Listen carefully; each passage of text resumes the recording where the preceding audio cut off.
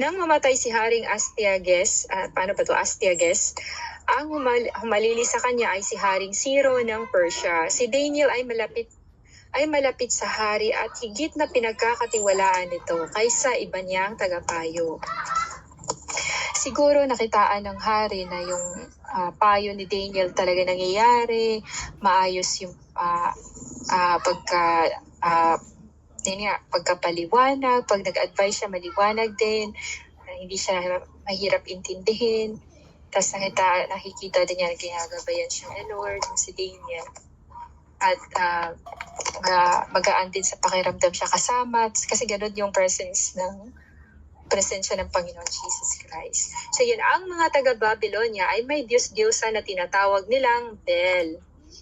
Araw-araw ibinibili nila ito ng 12 malalaking takal na pinong harina, 40 tupa at 50 galon ng alak. Naniniwala si Haring Ciro na talagang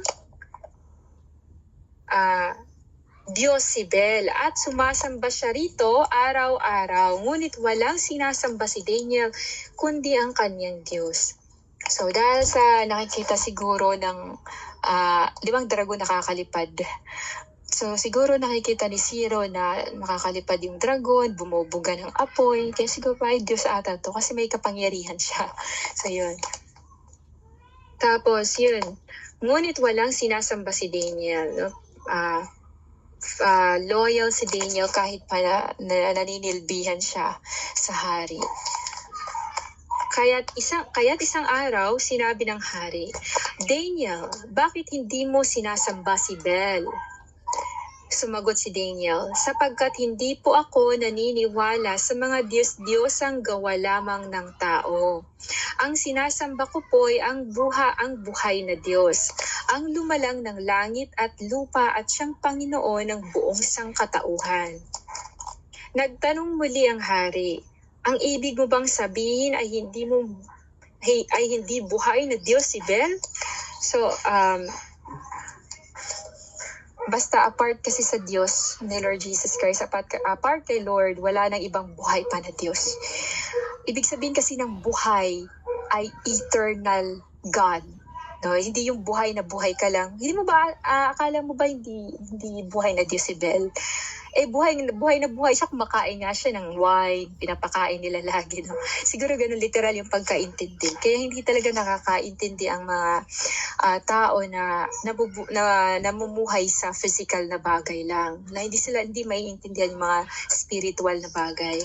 Kaya dito, sabi niya, sapagkat hindi po ako naniniwala sa mga Diyos-Diyosan. So, ibig sabihin, despite sa andito tayo sa mundo, despite sa mga nakikita natin mga kasalanan, pero hindi tayo nagpapartake. Ito yung sinasabi sa New Testament na be transformed by the renewing of your mind. Pero yun nga, as much as possible, be at peace. Hindi ka makikipaglaban, hindi ka makikipag-away. No, kasi nga, kahit magwawala pa ang tao, guys, na sa kakasabi, oy, rebulto, peke yan. Kung hindi yan bubuksan ni Lord, yung tao na yan, yung isip niya, yung mga pangunawa, kung walang, yung mata niya, hindi siya makakakita, guys. Kaya hindi talaga siya pwedeng force ang tao na maniwala kasi lahat ay nasa kamay ni Lord Jesus Christ. Sumagot si Daniel, sapagkat hindi po ako naniniwala, yun nga, sa mga Diyos-Diyosan. Hindi ka maniniwala sa mga advices ng makamundong tao. Kasi alam mo, kahihinat na nila at yung mga lumalabas din sa bibig nila, wala ding magandang maitutulot. Pero yun nga. Pero kahit pag-aano ka worldly ang isang tao, minsan ginagamit ni Lord sa ibang sitwasyon. Yung nakakatulong, something ganon. So yun. Hindi mo ba nakikita kung gaano karami ang kinakain niya at iniinom araw-araw? Tumawa si Daniel at sumagot, huwag kayong palinlang kamahalan. Iyang si Bel ay putikla. Ayun nga pala, akala ko buhay, putik lang naman pala yun. So, ibig sabihin, gawang tao pala yun na malaki. Malaking dragon na gawang tao. Akala mo buhay, hindi mo ba alam na kumakain siya? Sinabi niya dito na hindi mo ba nakikita kung gaano karami ang kinakain niya at iniinom araw-araw? Hindi mo ba alam si Maria umiiyak ng dugo? Hindi mo ba alam si Maria basa ng tubig? Umiiyak si Maria. Hindi na noon parang ba't kaya ganun? Ba't kaya umiiyak? Bakit kaya ganun, no? Pero ngayon may alam na tayo, baka umihi yung diablo, umihi yung demonyo kaya nabasa si Maria. Yan nga, tapos pinaparade, dinadala, binibitbit, may great reverence sila, pero patay pala yun, yung mga tao sa Katoliko. So dito nga pala kapag kami Bible study, may nag-i-interrupt talaga sa akin. Pag Sunday yun, tapos siya lasing, ginagamit siya ng kaaway. Sabi ko, kausapin mo ko na hindi ka lasing, ginaganon ko yung lalaki. Tapos lumalapit siya kapag nagsishare na ako. Kaya parang medyo na yung as the father ko na imbis na makikinig daw siya, di na lang daw siya makarinig kasi nga yung asawa ng anak niya nakikisawsaw, yun. Tapos sabi niya sa akin, hindi ako lilipat sa ibang religion, sabi niya ganon. Kasi yun na yung kinalakihan ko. Sabi ko, kinalakihan mo ay mamamatay ka, ang kinalakihan mong religion ay nakakamatay, di mamamatay ka din. Sabi ko, kasi yun yung kinalakihan ko eh. Yun yung rason niya, kinalakihan. So yun nga. Pero kung maiintindihan lang ng mga tao na mga Katoliko na ang pinili talaga ni Lord ay Jew, hindi yung Roman Catholic, at ang pinakauna talagang religion ay hindi din Roman Catholic, kundi yung Jewish religion, yung paniniwala ng Jew. Yung sinabi niya nagalit, yun nga, wala siyang anumang kinakain o iniinom. Naalala natin si Abraham. Pinapakain ni Abraham. Kasi nga yung papa niya, di ba,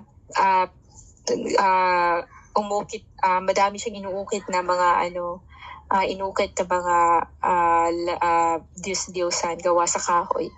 Tapos sinabi ni Abraham, ay wala pala si Lord sa araw, sa buwan, sa mga bituin, wala pala siya. Gumanon siya. Hindi pala yun ang Diyos. Ay wala pala siya. Hindi pala yun ang Diyos. Hindi pala Diyos pala. Yun yung sabi. Hindi pala Diyos ang araw, ang bituin, ang buwan.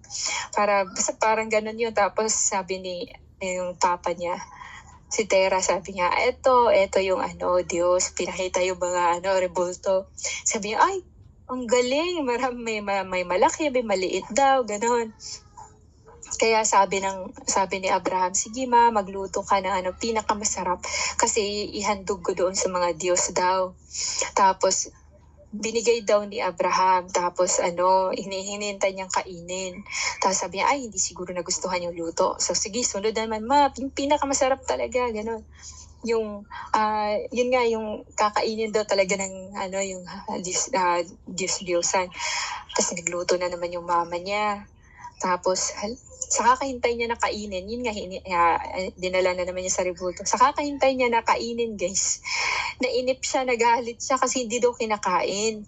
Kaya ginawa daw niya, kumuha daw siya ng hatchet daw, ayun basta yung ganon. Tapos ginawa niyang panggatong yung inukit ni Tera, yung ng papa niya, may mga rebulto na yon. Tapos yung pinakalaang lagay doon ni Abraham sa yung panggatong, hindi yung ginagamit para magiging panggatong. Hatchet yun, di ba? Tapos yun, ang nangyari yun yung ginagamit para panggatong, para gagawing panggatong. Yun, pugunsis, yun. Tapos ang nangyari, nagalit si Tera kasi nakita niya yung mga Diyos-Diyosan na wasak, ganon. Tapos sabi ni Abraham, sabi niya at tinanong siya ni Tera, bakit anong ginawa mo sa mga Diyos ko? Tapos sinabi ni Abraham, sabi niya, nagpaluto ako ng pinakamasarap na pagkain para sa mga Diyos mo. Pero ayun nga, sa dami nila, nag-agawan daw sa pagkain.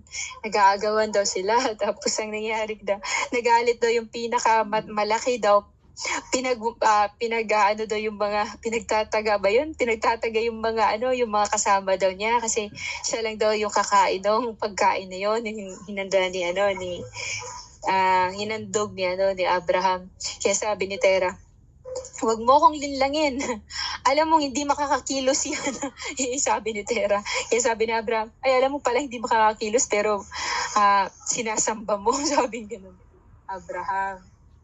So, hindi nagustuhan yun ni Tera kaya sinabi niya, wag mo akong linlangin, Abraham. Alam kong hindi yan kumikilos, hindi yan nakakakilos dahil gawa ko lang yan, sabing ganun, gawa lang yan sa kahoy. Kaya sabi ni Abraham, ay gawa, alam mo pala hindi makakakilos tapos sinasamba mo. Anong magagawa sa'yo pa? Anong magagawa sa'yo ng rebulto na yan? Yan. Natawa doon si Abraham eh. Kaya yun, nagalit ang hari at ipinatawag ang mga pari ni Bel at galit na sinabing kapag hindi ninyo sinabi sa akin kung sino ang kumakain ng mga pagkain ito, kayo'y mamamatay.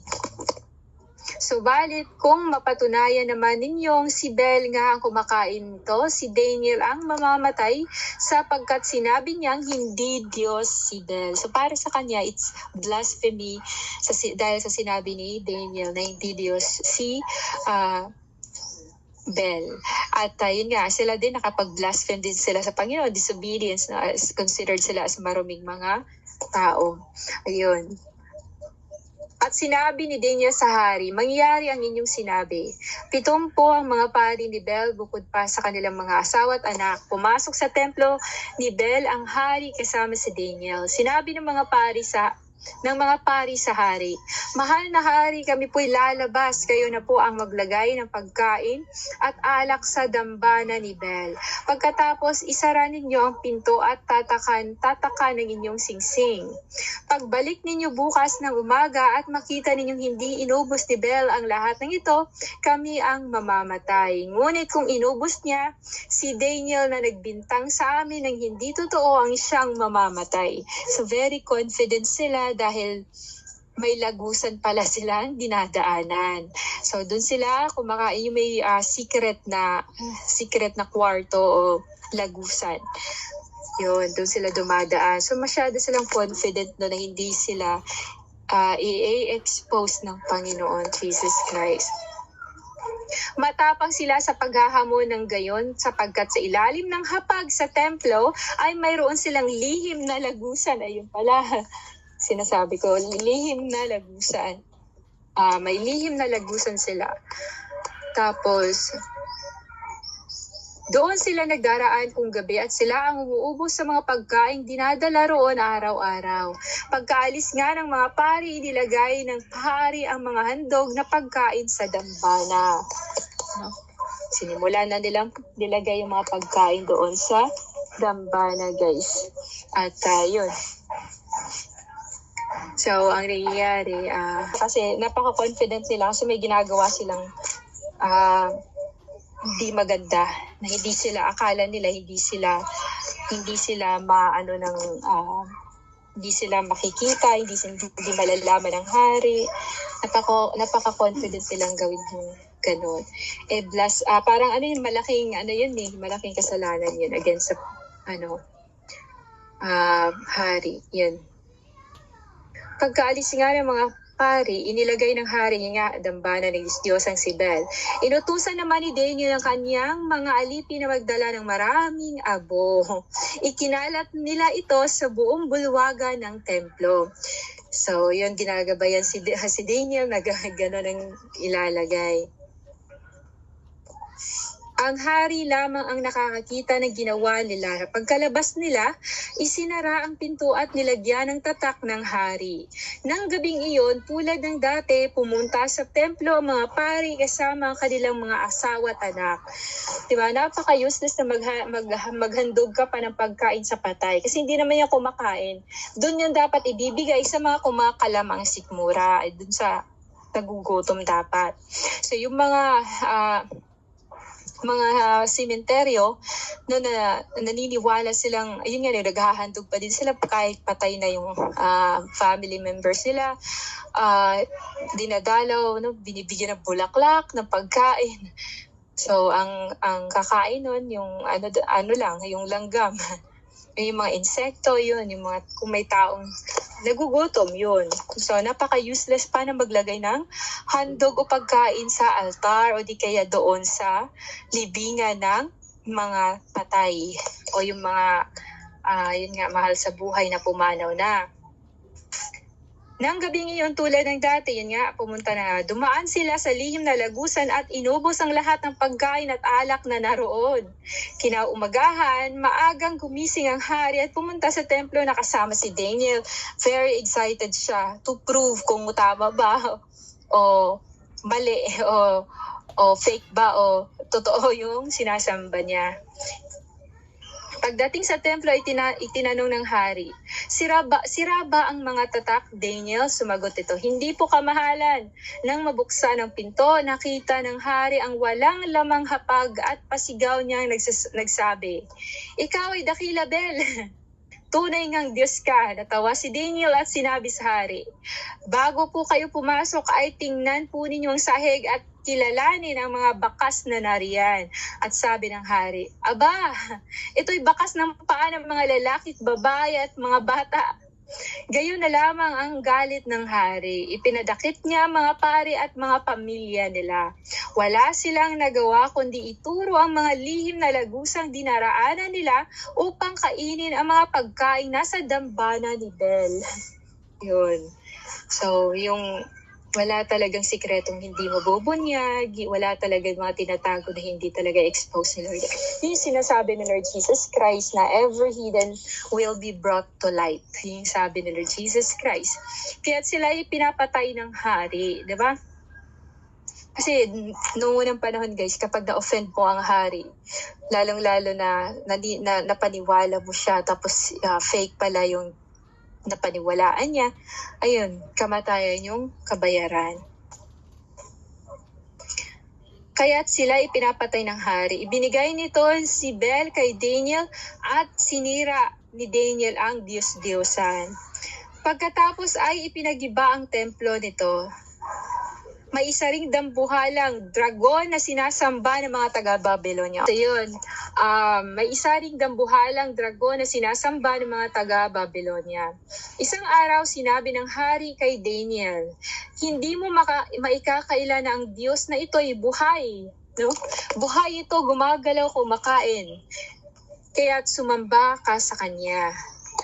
So, natest doon si Daniel sa hindi pagsamba ng Diyos-Diyosan dahil yun nga hindi buhay, kaya hinayaan na naman ng Lord na i-test siya sa pamamagitan ng dragon. Kaya yun nga, hindi mo may kakailan, yun nga, na ang Diyos na ito ay buhay, kaya sumamba ka sa Kanya. Sumamba ka sa Kanya. Sumagot si Daniel, sumasamba ako sa Panginoon na aking Diyos sapagkat siya ang Diyos na buhay. No, parang hindi niya alintana kung anong magiging reaksyon ng hari, basta dun siya sasamba kay Lord kasi kay Lord siya. No, hindi siya andun yung loyalty niya sa Diyos. Kung ipahihintulot ninyo, mahal na hari, papatayin ko ang dragong ito nang walang tabak o pamalo. At yan, ginagabayan si Daniel, very wise din kasi si Daniel. Pinahihintulutan kita, sabi ng hari. Kumuha si Daniel ng alkitran, taba at mga buhok. Niluto niya ang mga ito, ginawang parang tinapay sa pinakain sa dragon. So, ibig sabihin guys, nag-exist na talaga at totoo talaga yung dragon. Nag-exist na talaga siya noon pa man. Kaya yung serpent, yung sinasabi na ganun, old serpent, dragon, Satanas, di ba? Old serpent. Nag-exist na talaga siya noon pa. Kahit, noon pa, matagal na talagang binuhay pala talaga sila ni Lord. Ginawa pala talaga sila. Ayun. Pinahihintulutan kita, sabi ng hari. Kumuha si Daniel ng alkitran. Yan nga. Bumalik ako. Nang malulo ng pagkain iyon, sumabog ang dragon at sinabi ni Daniel sa hari, kamahala, iyan po ang inyong sinasamba.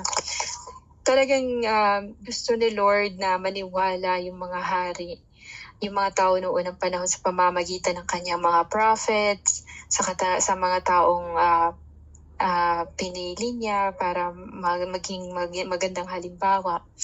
Pero sa panahon ngayon, yung mga Kristiyano guys, no, tamad silang magbahagi, nahihiya silang sabihin na Christian sila, tapos tahimik sila sa school, hindi sila nagbabahagi. Parang kinakahiya nila na sila ay Christian. Kinakahiya nila na sinisave sila ng Lord Jesus Christ.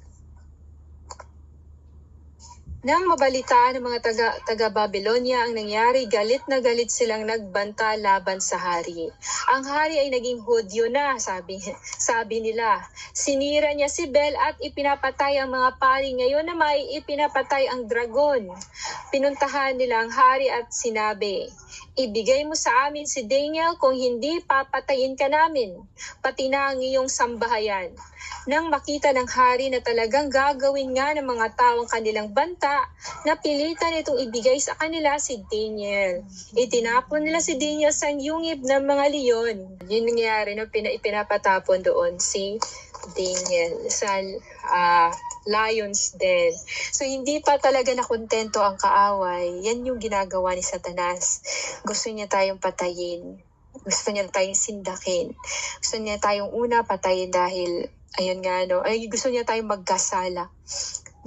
Pinapasamba si Daniel doon kay Bel. Pangalawa ay talagang tinetest siya ulit. No? Nung nakita niya ay gawa sa gawa sa lupa. Pero yung pangalawa ay talagang buhay na dragon. Tapos, pangatlo, yun, nagalit na ang kaaway dahil andun talaga yung refusal ni Daniel na mag-disobey sa Diyos. Every pagsubok na kinasasadlakan ni Daniel, talagang andun si Lord. Makikita mo talaga na nagpapakita si Lord Jesus Christ ng pagmamahal, protection kay Daniel. At yun nga sa lions din, alam natin na pinapatikom lahat ng bibig ng mga leon. Kaya nagulat pa sila. Sa bingit talaga ng kamatayan, hindi nahuhuli. No, yung mga, yun nga, even though I walk through the valley of the shadow of death, I will fear no evil. Nangyayari kay Daniel, kahit sa bingit ng kamatayan, hindi siya pinapabayaan ni Lord Jesus Christ. At safe na safe siya, in good health, wala man lang kagalos-galos na iniahon mula sa lions den. Kaya napa-praise and worship, glorify ang hari dahil ganun katindi ang power ni Lord Jesus Christ. Gusto ni Lord kasi isave ang hari na yon. Kapag naliwala ang hari na yon, pati ang nasasakupan ay maaaring mainganyong maniwala na din. Lalong-lalo na kung maipapakita yung mga supernatural na yon. So hindi nila maipaliwanag bakit napatikom ni Daniel yung mga bibig na yon. Dahil hindi nila alam kung paano si Lord kumikilos. Pero nakikitaan nila ng mga supernatural na nangyayari na hindi nila maipaliwanag. Itinapon nila si Daniel yon sa yungib ng leon at siya ay nanatili roon sa loob ng 6 na araw. 7 ang leong nasa yungib na yun at bawat araw ay 2 tao at 2 tupa ang ipinapakain sa kanila. Ngunit sa loob ng 6 na araw na iyon ay hindi sila binigyan ng pagkain upang matyak na si Daniel ang kanilang kakainin. Nang panahong iyon, si Propeta Habakuk ay nasa Judea. So si Propeta Habakuk ay nagluluto. Nagluto siya ng gulay at hinaluan nito ng pira-pirasong tinapay. Pwede pala yun guys, may pira-pirasong tinapay. Harina. Papunta na siya sa bukid para dalhin ito sa mga nag-aani roon nang sabihin sa kanya ng anghel ng Panginoon, Habakuk, dalhin mo sa Babylonia ang pagkain iyan kay Daniel na nasa yungib ng mga leon. So minsan, may binibili tayong pagkain, nakala natin para sa atin, pero hindi pala. Ilang beses yan nangyari sa akin guys. Pinapapasok ako sa mall, tapos pag nakita, ay may Jollibee, bibili ako ng burger. Tapos paglabas ko, bumili ako ng kakainin ko to sa pag-uwi ko. Tapos bigla akong sasabihan ni Lord, yung binili mo na burger, ibigay mo sa sa yung nanlilimos. Sabi ko, hindi pala. Hindi lahat ng binibili mo para sa'yo. Hindi din lahat ng, di ba, yung gagawin mo ay para sa sarili mo, kundi para sa ibang tao. Ginagawa yun ng Lord Jesus Christ para mag-glorify si Lord Jesus Christ sa buhay natin. Kahit hindi natin maintindihan ba't ganun, para sa kanya pala to. Tapos i-bless ka ni Lord Jesus Christ abundantly ng spiritual gifts na kahit kailan hindi mo pa na-experience. Ganun. So yun, subalit sumagot si Habakuk, Ginoo, hindi pa po ako nakakarating sa Babylonia at hindi ko alam kung saan ang yungib na iyon. So ibig sabihin, ang anghel nag-disguise. So ang sabi niya, Ginoo, sabi niya, Habakuk, dalhin mo sa Babylonia yung So bakit niya dadalhin sa Babylonia? Sino ka ba? Siguro napapaisip na, bakit dadalhin sa Babylonia? Hindi pa ako nakakapunta ng Babylonia. Tsaka napakalayo nun. So baka ang nangyari dito sa sinabi ni Habakuk, parang na-shortcut na lang.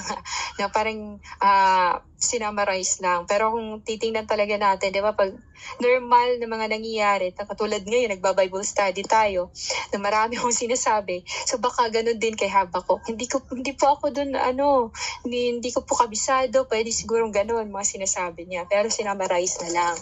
So sabi niya, hindi pa po ako nakapunta ng Babylonia. Sabi niya ganun. Sabi niya,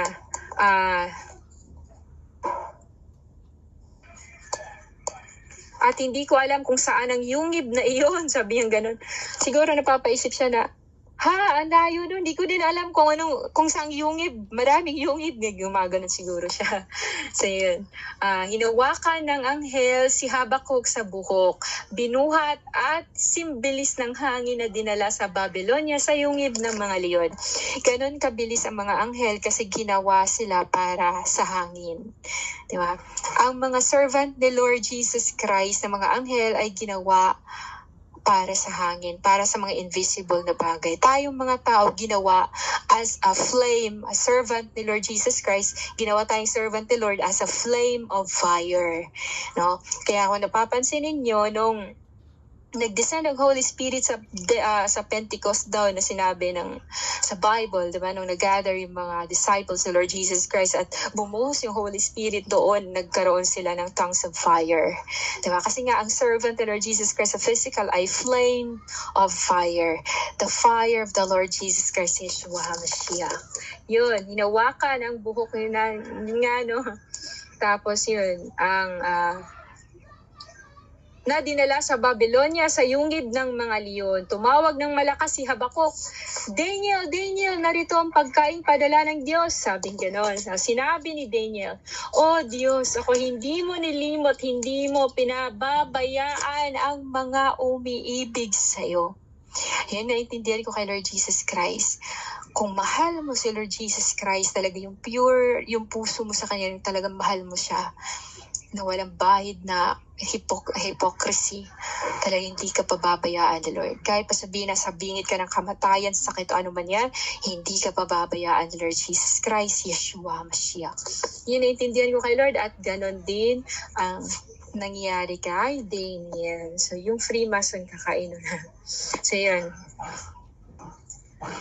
Tumayo si Daniel at kumain. Si Habakuk naman ay agad ibinalik ng anghel sa kanyang tahanan.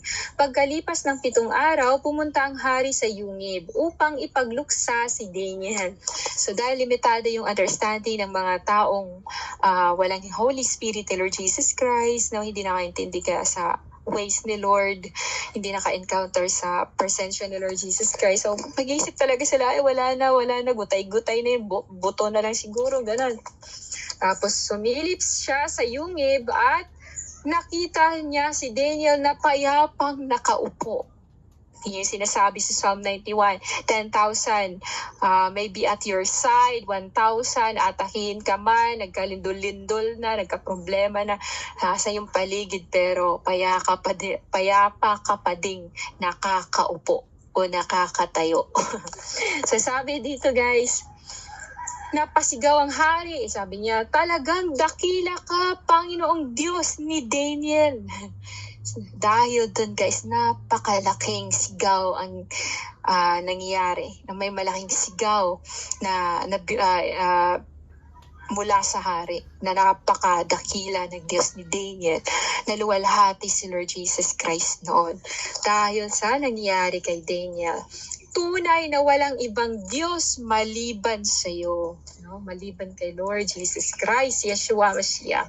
Inilabas niya si Daniel sa yungib at ang itinapon ay ang mga taong nagtangka sa buhay nito. Ibig sabihin, lahat ng mga nagpaplano against sa buhay mo ay siyang mahuhulog sa sarili nilang patibong. Lahat ng mga tao na nag-iisip ng hindi maganda sa iyo, sila din ang ihuhulog the Lord na sa lahat ng patibong o mga kamalian na ginagawa nila. So yun nga, nangyari dito, kitang-kita ng hari na mabilis silang nilapa at kinain ng leon. No? Pagkahulog ng yung mga tao na nag-after sa buhay ni Daniel, pagkahulog sa kanila ay talagang nilamon din agad sila ng mga leon. So doon makikita ni Haring Cyrus na Haring Ciro kung paano iniingatan ni Lord Jesus Christ ang taong nagmamahal sa kanya, nagmamahal ng buong puso, taong may connection sa Panginoon Jesus Christ. Yan, ang galing ng kwento na to sa kay Daniel, guys.